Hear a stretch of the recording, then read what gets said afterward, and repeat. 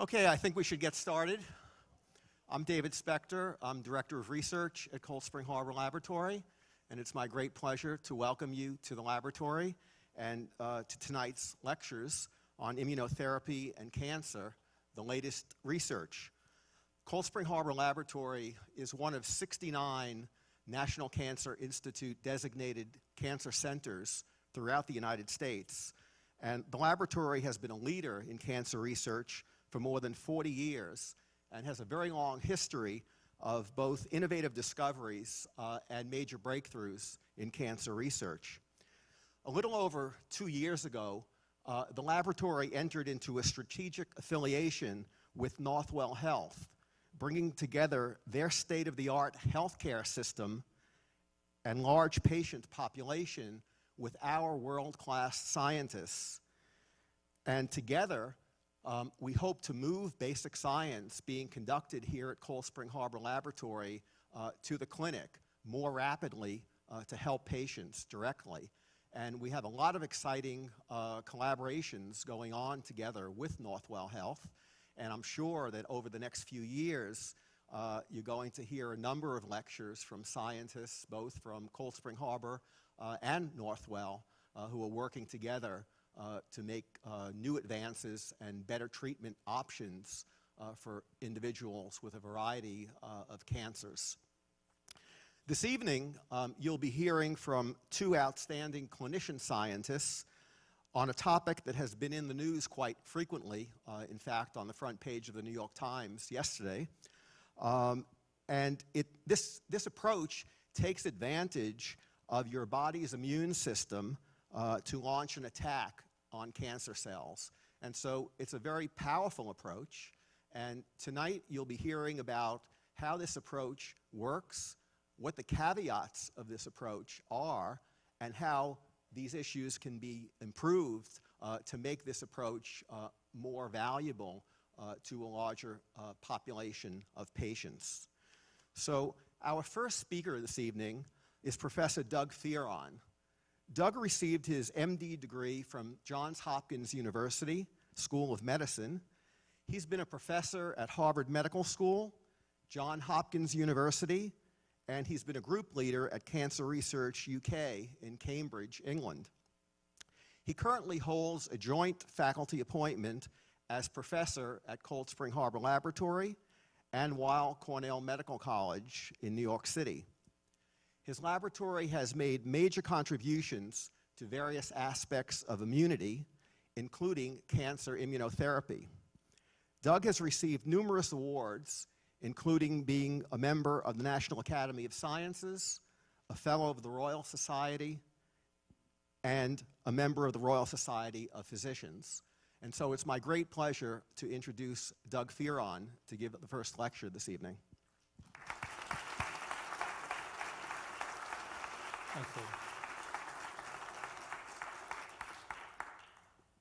Thank you, David. David's kind of given you my background, and I thought since this is a somewhat informal occasion, I would sort of relate the curious nature of my research career. As a clinician, I was a rheumatologist, and I was dealing with autoimmune diseases. And of course, in autoimmune disease, you're trying to turn the immune system off because the immune system is damaging normal tissues. And in an attempt to do that, I felt I needed to know more basic immunology, and so I became more and more of a basic immunologist, and it's actually been some time since I've seen a patient. But as I learned more and more about immunology, it actually became apparent to me that perhaps it's easier to turn the immune system on than it is to turn it off. Once the immune system decides it wants to attack something, it sort of hardwires that. It's what we call immunological memory. So it's hard to turn the immune system off. And that realization occurred at a time, and I was serving on a scientific advisory board of a cancer research foundation.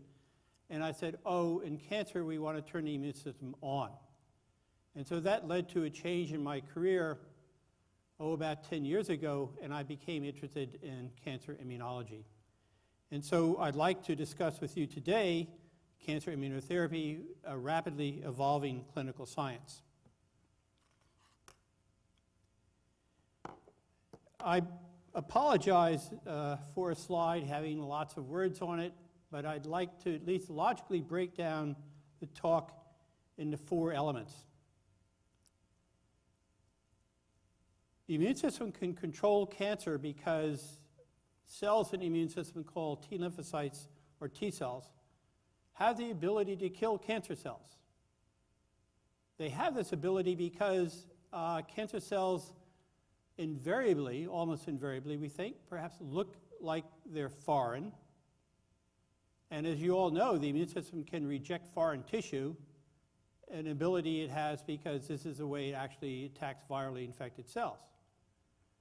So really, we're not asking the immune system to do anything that it cannot do when we ask it to kill cancer cells.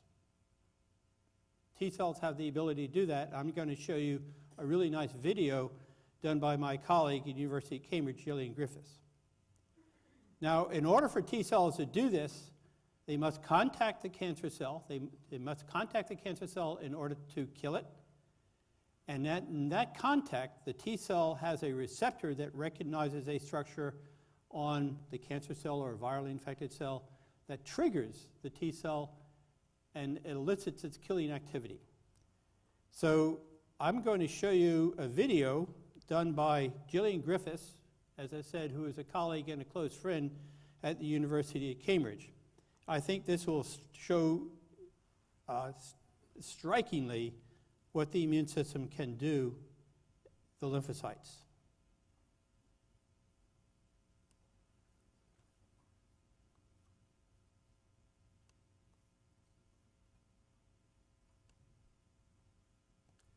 So this short video is of T lymphocytes in tissue culture. It has some dramatic music associated with it. These are immune cells called cytotoxic T cells. Cytotoxic T cells are able to recognize and kill virally infected and cancerous cells in the body. These T cells are on patrol, searching for their targets. Let's take a closer look at how they move. Cytotoxic T cells are constantly migrating around your body.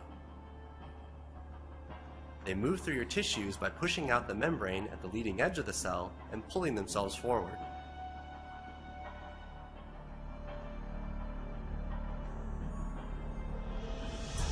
When a T cell encounters a cancer cell, an explosion of membrane protrusions explore the surface of the target.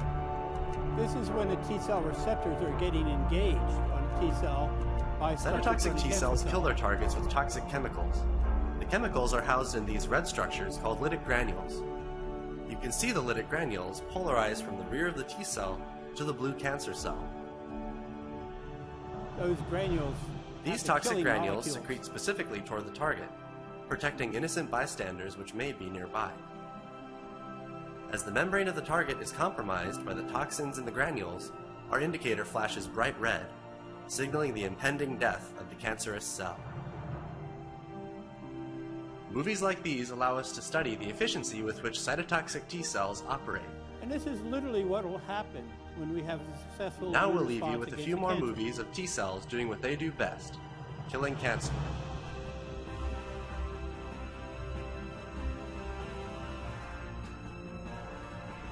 Okay.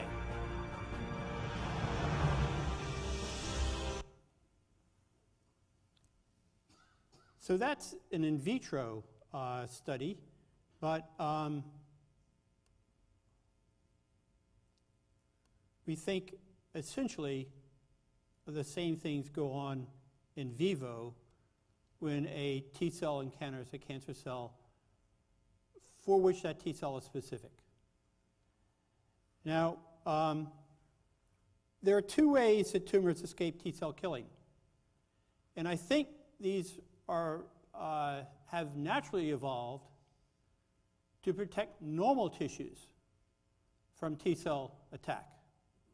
The cancer didn't invent anything new.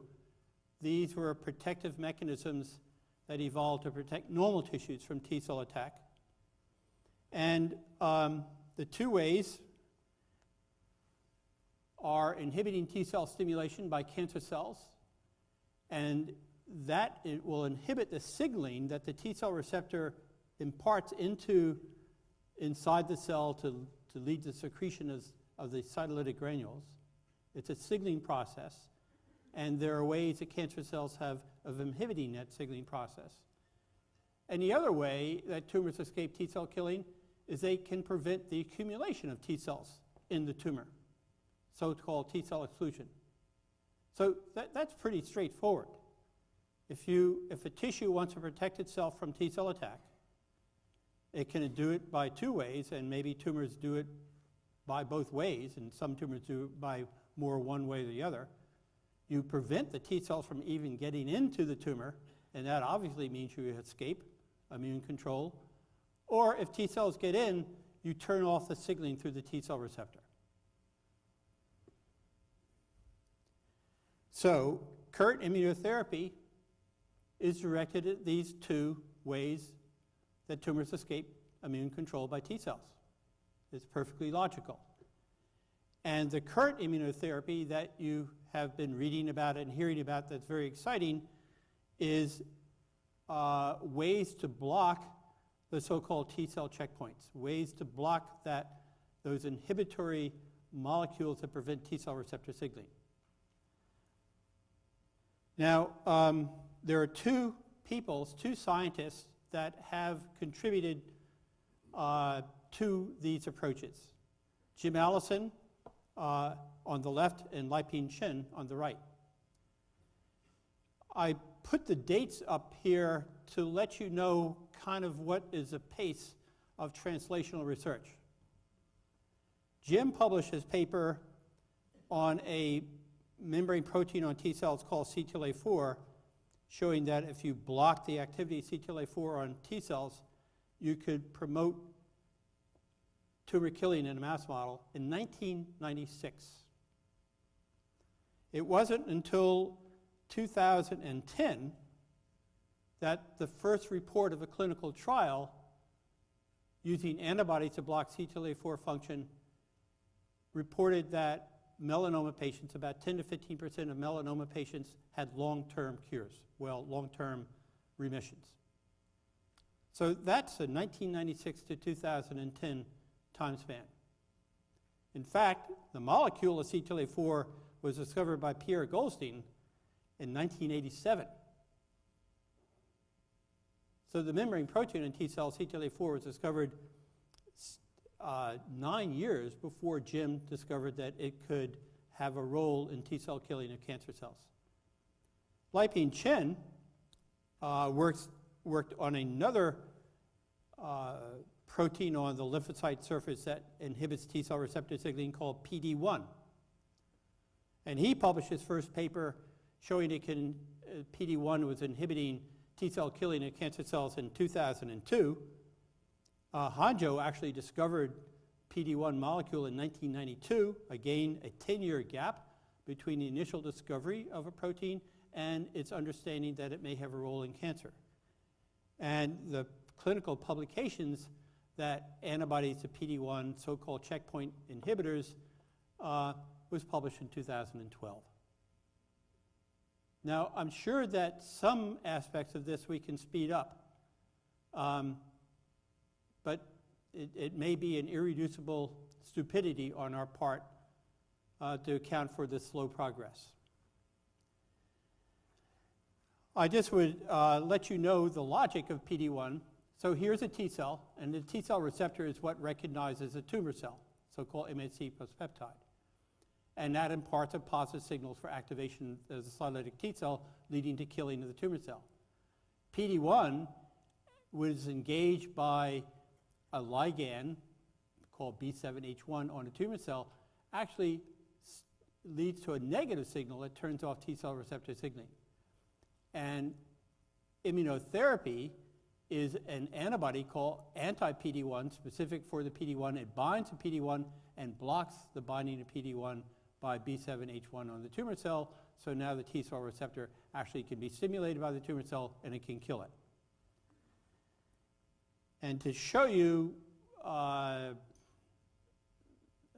the glass that's half full, glass that's half empty, nature of clinical research.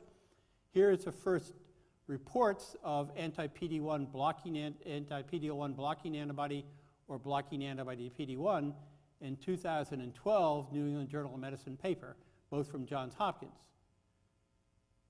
Here are the cancer types, the number of patients, and the number of responders of those patients. So you can see melanoma patients respond to both anti-PD-L1 and anti-PD-1, about a fifth. Renal cell carcinoma, some patients respond. Non-small cell lung cancer, some patients respond. But so this may look like, not much, but these patients would have died of their cancers. There was no therapy for these patients. So this immunotherapy really was a dramatic advance for clinical oncologists. But then there are tumors that do not respond at all. Colorectal cancer, pancreatic cancer, prostate cancer. I have an asterisk for colorectal. There's a subset of colorectal cancer patients that respond. So our challenge is to try to figure out how can we get these tumors to respond.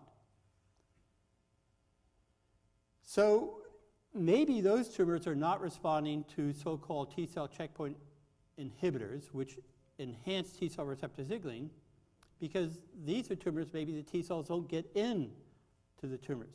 So enhancing T-cell activation isn't going to help because the T-cells aren't even encountering any cancer cells. So the challenge, at least from my lab, is developing immunotherapy to overcome this T-cell exclusion. So, and we wonder whether or not this is actually a more fundamental way that tumors escape immunity. If the T-cells can't get into the tumor, that's the most effective way to protect yourself from cancer killing. These are biopsies of human pancreatic cancer.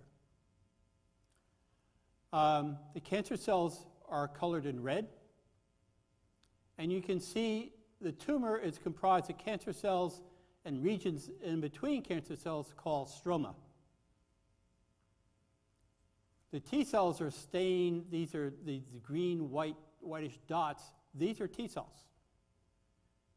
And you notice that in this tumor, almost all the T cells are in the stroma, not in amongst the cancer cells. It's a non-random distribution. They're being excluded from the vicinity of the cancer cells. You see the same thing in this biopsy of a pancreatic cancer. This one doesn't even have any T cells even in stroma. But we know that occasionally, that can happen because occasionally you have a biopsy like this, where you have T cells in amongst the cancer cells. And you see the same phenomenon in colorectal cancers. Most colorectal cancers look like this, and occasionally about 10% of colorectal cancer patients will look like that. And that's because those cancer cells have many more mutations because of a genetic abnormality in the cancer cells. And the same thing happens in pancreatic cancer. And these patients do respond to checkpoint antagonist therapy. But none of these do. So can we overcome that T-cell exclusion? I'm not going to go into the basic research that led up to this approach, but we chose a target called CXCR4, which is a receptor that directs the migration of immune cells. And we had some evidence that CXCR4 signaling was somehow inhibiting T-cell accumulation in tumors. There's a small molecule called AMD 3100 which actually blocks CXCR4 signaling. So just to show you what preclinical research can do, this is a mouse model of human pancreatic cancer, actually developed by David Tuvison, who's here at Cold Spring Harbor. He developed it when he was a postdoctoral fellow with Tyler Jacks at MIT. And I've stained here, the cancer cells are staining in green, and the T cells are in red. And you can see in this mouse model of pancreatic cancer, T cells are excluded from the vicinity of cancer cells, just like you saw in the human biopsies. They're in the stroma, but not amongst the cancer cells. If we treat the mice for 24 hours with AMD 3100, this inhibitor of CXCR4, you see T cells amongst the cancer cells. And furthermore, this tumor now responds to the checkpoint antagonist anti-PD-L1, where it didn't here, and you actually combining AMD31 plus anti-PD-L1, you have elimination of cancer cells within 24 hours. Now we can objectively quantitate the redistribution of T cells with AMD 3100 by sectioning the entire cross-section of the tumor, staining it, and using a computer to measure the distance between each cancer cell in green and the nearest T cell in red. And you get a histogram. And this is the frequency of those cancer cells and their distance from a T cell. And you can see PBS-treated mice, the T cells are far away from the cancer cells. You do not alter that with anti-PD-L1, the red histogram, but with AMD 3100, you make the T cells come closer to the cancer cells. And now they're able to engage the cancer cells and potentially kill them, and that killing process can be enhanced with anti-PD-L1. So, what is the purpose of all this preclinical research? It is to say, is a mouse giving us a clue for what might happen in human cancer? So we're conducting a phase 1 trial of AMD 3100 in colorectal and pancreatic cancer to ask the question whether or not CXCR4 inhibition will promote the intratumoral T cell immunity. And this is funded by the Lustgarten Foundation, which many of you may know funds a lot of pancreatic cancer research and Stand Up to Cancer. I just would let you know that this cannot occur without a clinical research group, and these are the individuals at the University of Cambridge engaged in the clinical research, and this is my preclinical group here at Cold Spring Harbor.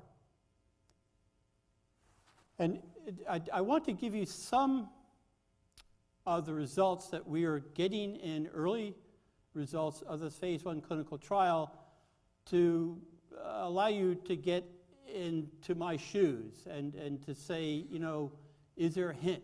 Is something going on? Is inhibiting CXCR4 in human cancers having the same effect that it did in a mouse? So the protocol is that we give 1-week infusion of AMD 3100 in patients with metastatic cancer disease, either colorectal or pancreatic cancer. We're limited to 1 week because it's just a phase 1 trial whose real purpose is for toxicity. We're in the dose escalation phase where we start out at a low dose and we have a target dose and we enroll patients at a lower dose. If things are all right, we do higher dose. If things are all right, higher dose till we get to the target dose.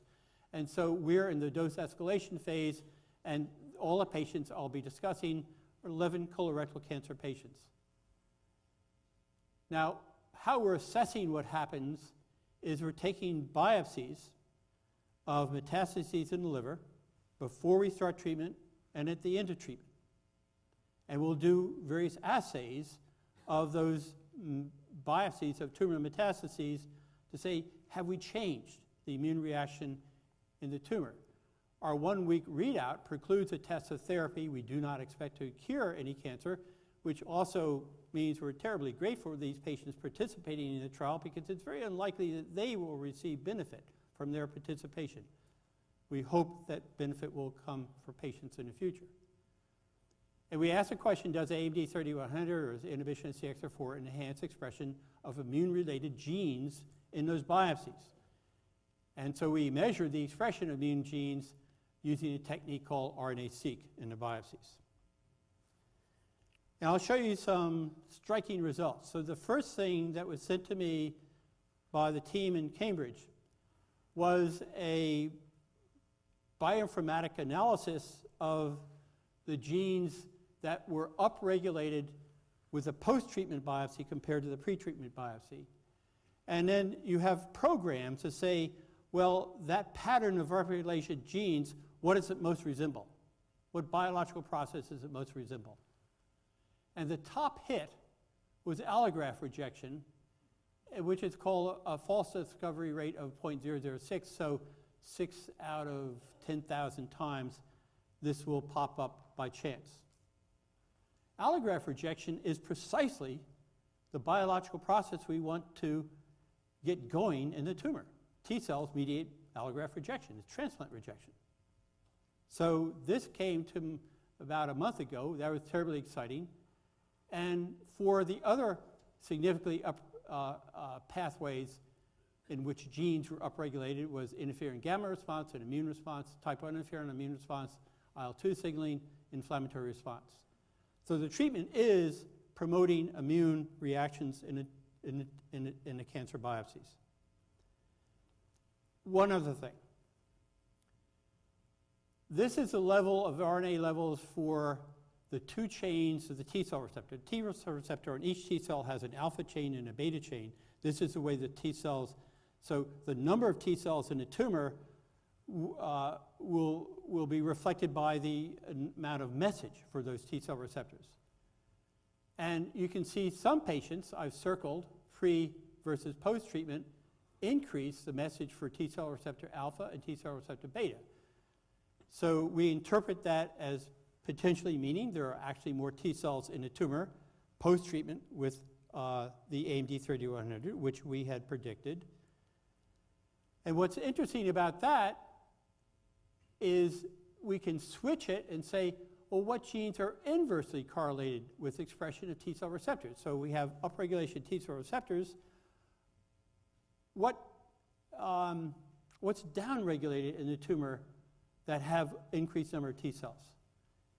And what you have is a bunch of biological processes, all of which relate to cancer cell replication.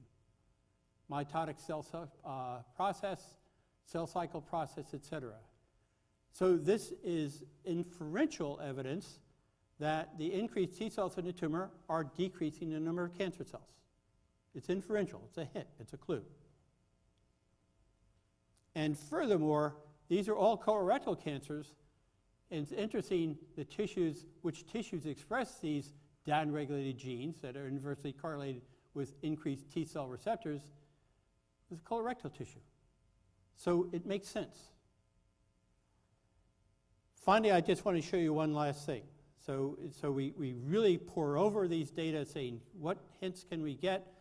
And this is another interesting correlation. It's a negative correlation between the fold changes of immune markers, and the two immune markers are called Fas ligand and granzyme A. And these are proteins expressed by the cytolytic T cells that actually kill cancer cells, Fas ligand and granzyme A. And what we've plotted here is keratin 19, which is a marker of the cancer cells. It's only expressed on cancer cells in the biopsies.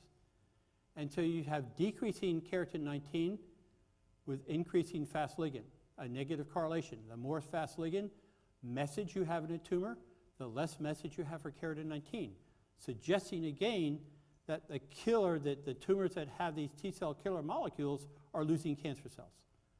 And the same thing with granzyme A. So I'll finish with that. Advances in immunotherapy depend on understanding basic immunology. You don't want to go into this guessing. You want to have some mechanistic concepts that you're actually testing. Jim Allison identified CTLA-4 as a target for immunotherapy in 1996, but the first clinical evidence for its efficacy was 2010. Liping Chen identified PD-1 as a target for immunotherapy in 2002.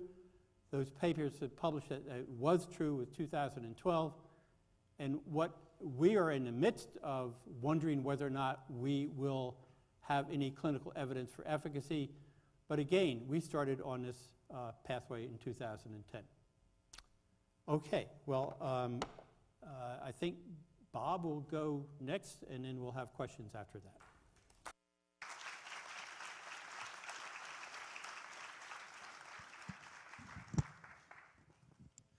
Thank you, Doug, for a very exciting presentation, and we're all looking forward to hearing how these studies go, and hopefully in a very positive way in the next few years. Our next speaker is Professor Robert Mackey. Bob received his MD and PhD degrees from Cornell University Medical College. He has been on the faculty of Memorial Sloan Kettering Cancer Center, Weill Cornell Medical College, and Mount Sinai Medical Center, where he was a professor and section chief of pediatric hematology oncology. Currently, he is a professor of medicine at Hofstra Northwell Medical School and director of experimental therapeutics at the Don Monte Division of Medical Oncology and Hematology at Northwell Health's Monter Cancer Center. He is also a professor at Cold Spring Harbor Laboratory. Bob's specialty is in the area of sarcoma, where he is a world-leading clinician, and he has been involved in clinical trials, including immunotherapies and new drug development. Bob has received numerous awards, including being a fellow of the American College of Physicians, and he's been named Clinician of the Year by the Life Raft Group. It's my pleasure to introduce Dr. Robert Mackey. Thank you, David. Thanks, everybody. Thanks for the opportunity to speak tonight. Thanks for coming out to hear a little bit about cancer and immunology. I'm going to reiterate a lot of things Doug was saying as well, but coming from a different perspective. And what I'd like to do is get after some of the issues that I deal with as a clinician as well every day. I'm going to actually discuss that a little bit first in terms of immunity and what it means to have immunity against infection, against cancer. I do have my disclosures. I do consult for a number of companies, and we do research with these people. And just so you have an idea of the different companies that I do work with. But the big question I'm always asked, I get this at least twice a clinic, a couple times today in fact, is how can I boost my immune system? And pretty clearly the answer is you just call a cardiac surgeon. You know, Dr. Oz will be happy to tell you all the good things that you can do to boost your immunity. And really it's a matter of definitions when it comes to all of these things. And just your ability to fight off illness. I usually refer to that as your constitution. You're somebody who just doesn't get ill very much, or you're always somebody who has a runny nose or something like that. That's these cellular barriers to infection. Our skin and the mucous lining of our gut and up here in our sinuses, all of those things, stomach acid, all these things help prevent us from getting infections. And another group of cells that don't really have a specific way of attacking an infection or let's say a cancer, these are cells that are involved with what's called innate immunity. And these respond very quickly to infections that are trying to bother us. What Dr. Farron was discussing though is the adaptive immune system, which involves both these T cells that you saw attacking a cancer cell, as well as other cells such as B cells, which make antibodies in your body against infections and allow for this memory response to reside in your body in case you recognize and get exposed to the same infection again later. And really to fight off infection well, and technically cancer as well, you need both of these things to work well. Otherwise, you're going to have a problem and get infections. That is a defective immune system. And we see this, people have these genetic syndromes where one thing is missing or another, and they are predisposed in particular to infections. What are the cells that are involved in this process?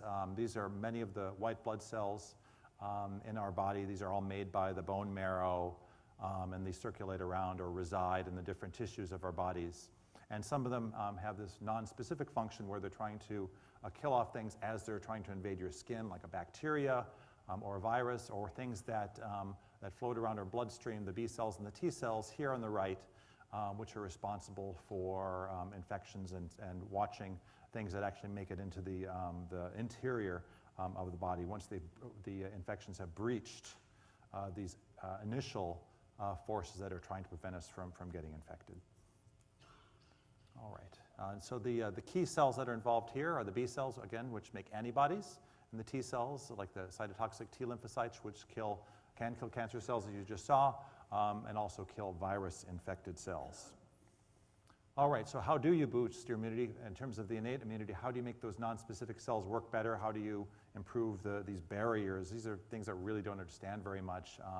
Certainly probiotics and yogurt. If you've gotten exposed to, taken a series of antibiotics, you completely change the bacteria that are in your gut. Perhaps that's the sort of thing that you need to help protect you against infection in the future, but we really don't understand the details of that. One thing I will recommend is that a lot of people do take supplements of some sort. Memorial Sloan Kettering have put together a very nice website called About Herbs, and this can tell you a lot about all these natural products that people are taking and what is purported to be useful about them, and what the actual data are regarding that process. So, for example, for ginkgo biloba, it says ginkgo does not improve memory or cognitive functioning in healthy people, and it goes into the details based on surveying the literature for each of these compounds. So if you have a question about CoQ10 or whatever the supplement may be, this is really a nice resource, and it's been curated over the last 10 or 15 years. They've done a really nice job with it. In terms of adaptive immunity, what can you do to boost your immune system? Well, is vaccination. And we talk about using hepatitis B vaccinations to prevent you from getting hepatitis B, which leads to cirrhosis, which leads to liver cancer. But the vaccine that we have access to now that we should be getting as young people, kind of between age 10 and 13, is the good old HPV vaccination, because human papillomavirus is responsible for not just cervical cancer of the uterus, but also for an increasing number of throat cancers as well as penile and anal cancers. Now, just about everybody who's sexually active has HPV, so if we're going to make a dent in some forms of preventable cancer, this is one way to do that. So this is one way to technically boost your immunity against cancer. So in terms of the approaches that are used today against cancer, these are some of them, and Dr. Ferron already discussed these to some degree. We've been trying to use cancer vaccines for a very long time. They really have not been very effective, and they're largely experimental. Perhaps the one exception for this is this Provenge vaccine, where you take some of the white blood cells out of your body, you train them to recognize proteins that are found in prostate cancer and give those cells as a vaccine back to people. It helps a little bit, but profoundly expensive, over $100,000 for 3 vaccinations, and the benefit that people get, it's relatively marginal. Antibodies, these are made by the B cells, the special white blood cells. This technology, after having recognized the structure of these proteins and what they can do in the body against infections, especially bacteria, we now use these very specific tools as cancer drugs. And it's probably the most commonly used approach in cancer now, beyond the regular toxic chemotherapy medications themselves. Immune checkpoint inhibitors, you just heard Dr. Ferron discuss these. I'll talk about these a little bit more, as I will discuss some of these CAR T cells, chimeric antigen receptor T cells, genetic therapy that has been discussed in the New York Times and on CBS Sunday Morning this past weekend as well. Some of the new approaches that are being taken to trigger an immune response against cancer. A lot of these do involve T cells, to be sure. Provenge eventually does stimulate T cells to attack prostate cancer. These immune checkpoint inhibitors stimulate T cells that were otherwise being too lazy and not activating themselves against the cancer cells if they were there already. And these CAR T cells are engineered versions of T cells that can recognize and kill cancer cells by themselves. I wanted to show you a little picture here. This is just a molecular structure of an antibody molecule. And this structure, which has places for proteins to bind on in 2 places in this particular version of an immunoglobulin, this is the sort of structure that's been used to raise basically vaccines, antibodies against a variety of proteins. And these proteins are found on tumor cells, and then we give these antibodies, which are schematized here. They recognize the protein of interest. So for bevacizumab, this is something called VEGF, vascular endothelial growth factor, something that prevents, this antibody then would prevent the growth of blood vessels into tumors. Then you also can starve tumor cells in different ways by blocking special signals that keep the cells alive, whether they are solid tumors such as breast cancer or things like lymphoma, in which rituximab is an active compound. So these are exquisitely specific molecules. They don't bind to other molecules, even if they have a very small genetic difference. And as a result, they become really useful tools for cancer, because the side effects are something that we can control much better than we can with the regular chemotherapy drugs. So very, very nice approach, and this is commonly used now for cancer therapy. As Doug was getting at before, what do these immune checkpoint inhibitors do? They basically take the brakes off the immune system. And they're relatively nonspecific because these same molecules which turn off immune responses are found on both the cells that might fight a cancer, as well as those that fight infection, as well as those that might, just by happenstance, may attack a normal organ of your body. So good immune responses, if you get an infection with flu, let's say, you have this upregulation, a larger number of T cells that recognize the flu virus and its proteins and kills off the infected cells, but then you want those things to calm down and go away, and that's where these molecules exist in T cells to turn off an immune response. If they stay too active, well then you end up with autoimmunity, where the body's being attacked by these T cells that are chronically turned on. So it's important for T cells to be both turned on and turned off. So in either one of these, if you have too much of one or the other, it's not good. Anergy, where you don't get their immune response at all. This is what viruses have been trying to do throughout evolution. So EBV, Epstein-Barr virus, which causes mononucleosis, it's engineered itself. It's been selected against being seen by the immune system. It's really very much a stealth virus that has many ways of preventing the immune system from seeing it, for example.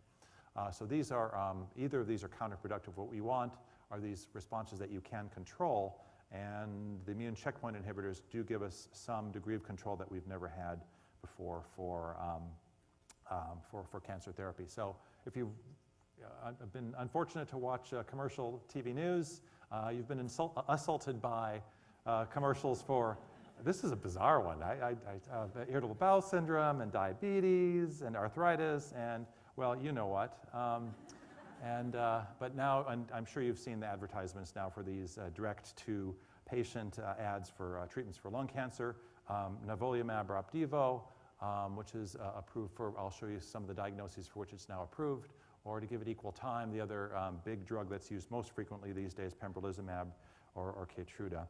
And as Doug was referring to already and has discussed, how do these drugs work? Again, you're taking the brakes off the immune system.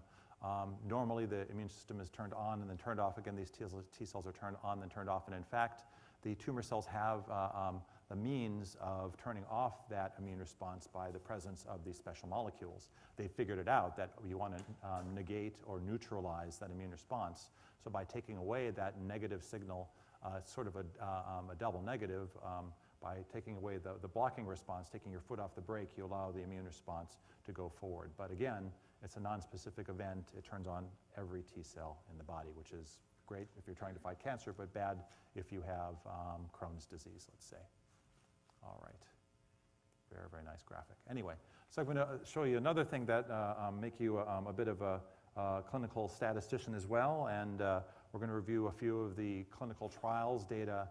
This requires an understanding of these so-called survival curves. These are morbid actuarial devices that allow us to discuss who's doing well and who's not, basically who's alive and who's dead.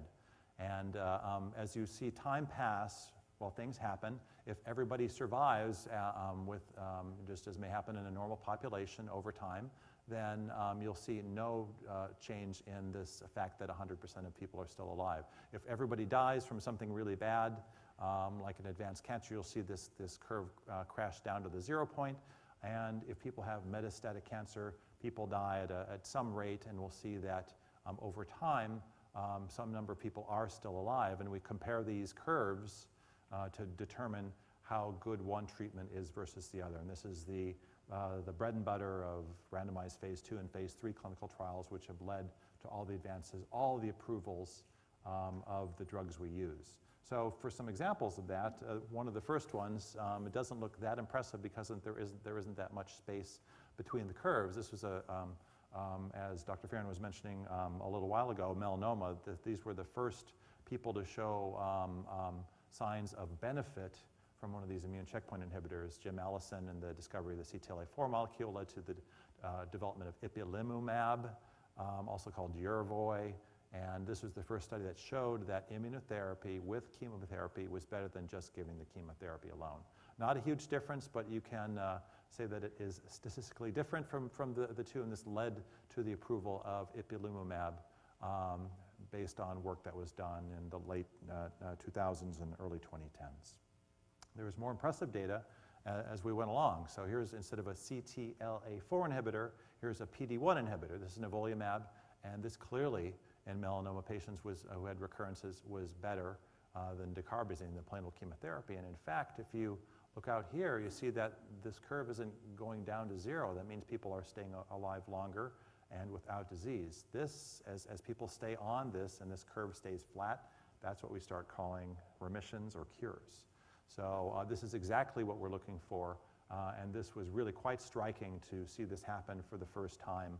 Melanoma is sort of the poster child for these diagnoses in terms of the benefit, but it still isn't everybody, and Dr. Fearon gave some really good reasons why these drugs may not work, from the lack of penetration of the T cells into the tumor or other reasons to reject the T cells from being active within the tumor. Now, again, melanoma is the poster child. Here's data from lung cancer, and this is one of the most common cancers. It's the most common fatal cancer in the United States.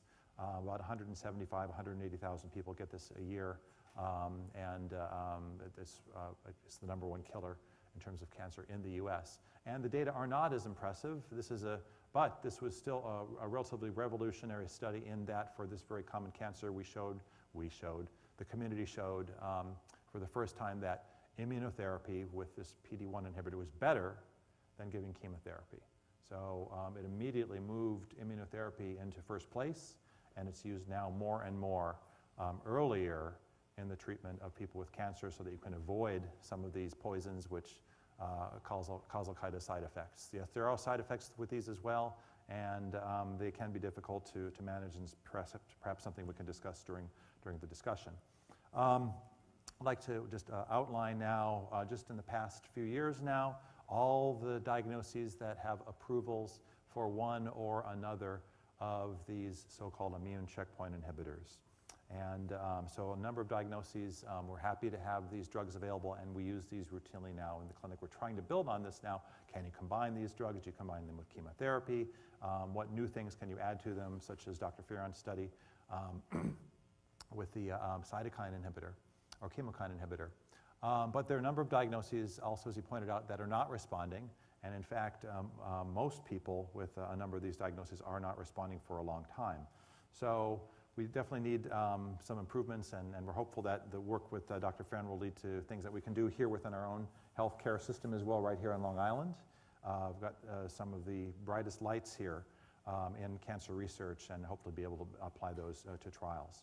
Now, the next thing I'd like to mention here in terms of these immunotherapeutics, if immune checkpoint inhibitors, which you've seen now approved for these different diagnoses, are the shotgun, well, the more specific tool that we have are these so-called chimeric antigen receptor T cells. And why is it more specific? Well, with the immune checkpoint inhibitors, you don't know the target, whereas with the chimeric antigen receptor T cells, you actually engineer these things, and you know the target and the context in which the molecule is found very, very well.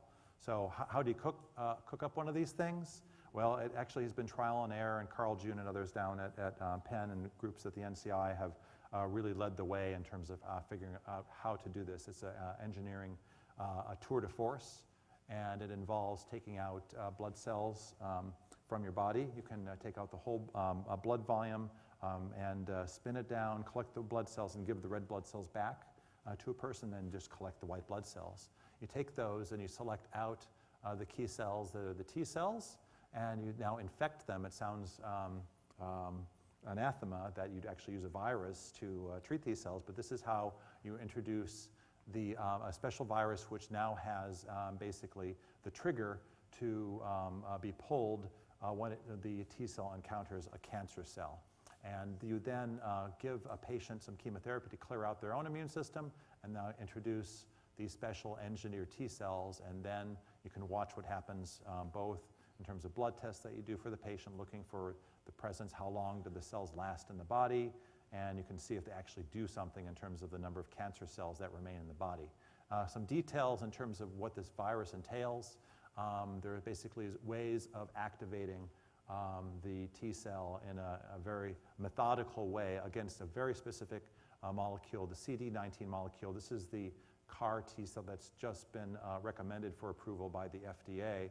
And this recognizes the CD19 molecule. CD19 is a molecule only found on the B cells, and it turns out that acute lymphoblastic leukemia, ALL, myeloma, lymphomas, those sorts of different versions of chronic leukemias, all have this molecule on there, and therefore this kind of an approach could theoretically be used for any tumor that has a CD19 molecule on it.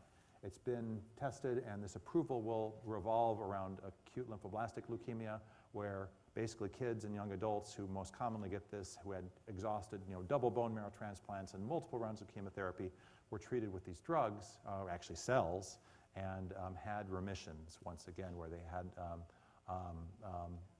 yeah, it does sound complicated, right? And it is, and it really is. This could be a limited number of centers that are able to use these sorts of therapies, but when they're effectively used, there is a very significant survival rate. This is the initial publication of the CAR T-cell data back from 2014. Very small number of patients being treated because of all the engineering that's required. It takes a small army of people to grow these cells, infect them, get them in enough numbers where you can give them back to a patient to be an effective, essentially, drug against that cancer. But nonetheless, it's kind of riding a bucking bronco because of all the side effects that happen with these things as well. So fine, it's an effective technology. Why don't we use it for everybody? Well, number one, you have to know the target. We know the target is CD19 on ALL. We don't know what the target is necessarily on, let's say, a pancreas cancer cell. Or we may have some idea, but that molecule might be found both on the pancreas cancer cell and also in the normal pancreas. Maybe it's also in the normal colon or in the normal stomach. Well, you don't want to start destroying the normal colon and the normal stomach along with the tumor, so you have to be very careful about the molecule that you choose to target. So for example, that speaks to one of the side effects of CAR T-cell therapy. If you wipe out every CD19 positive cell with this therapy, you have no more B cells, and you no longer make antibodies, and you need to get lifelong intravenous immunoglobulin to help fight off infections. Otherwise, you get bad bacterial infections. But it's a price to pay for being cured, hopefully, of your illness. And you also have to know the context in which these different molecules are bind. If you're looking at a bit of a protein, it has to bind to one of 6 adapter molecules that are found on every cell of the body. And if you don't have that adapter molecule in combination with the right protein, well, the CAR T-cell is never going to fit. It's never going to be able to do its thing. It doesn't recognize the target.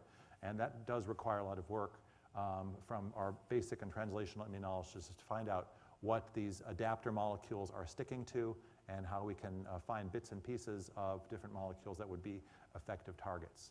And also, the treatment is very toxic. You do need ICU, intensive care unit level care for the shock sort of syndrome, very low blood pressure that people get for a prolonged period of time, for at least several days after exposure to these CAR T cells from this massive release of hormones, cytokines as they're called, that are released into the bloodstream. You also see problems with delirium, confusion, encephalopathy. Some people can lapse into a coma. Thank goodness it's just a temporary thing. They do come back, but it's certainly a scary ride for people to have to go through. It doesn't happen to everybody, but as many as about a quarter to a third of people are getting very severe side effects with the application of these cells. So the idea is to try and treat people when they don't have such large number of cancer cells in their body, try and get them down in terms of the numbers of the cells, and then apply this very aggressive approach to the patient. And it's also laborious. You have to find these new targets. It does take a lot of work, and to prove that there's specificity on one cell, that the molecule is not found in another important cell of the body, brain, heart, whatever it may be, that's critical before you move forward with this kind of an approach. And there's some other ways of trying to get around that problem as well, about the specificity issue of using less specific but still active killing cells of the body, such as the NK cells, natural killer cells. These also have the potential for killing cancer cells in a more non-specific way, and maybe another approach that's taken in the near future. In fact, they're already doing studies of this at several centers in the US and worldwide. The last and most another important point is that it's not going to be cheap.